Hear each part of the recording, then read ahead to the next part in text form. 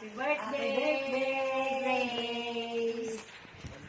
Grace, bahala na kayo sa mga kapatid ko Kayo ang nandyan, kayo nag-aalaga sa kanya. Bahala kayo sa at malayo naman kami sa inyo. Kayo lahat, mag-iingat kayo lalo sa inyo. Kayo ang mahalin nyo at isa't isa sa inyo. Magmahalan kayo. Happy birthday!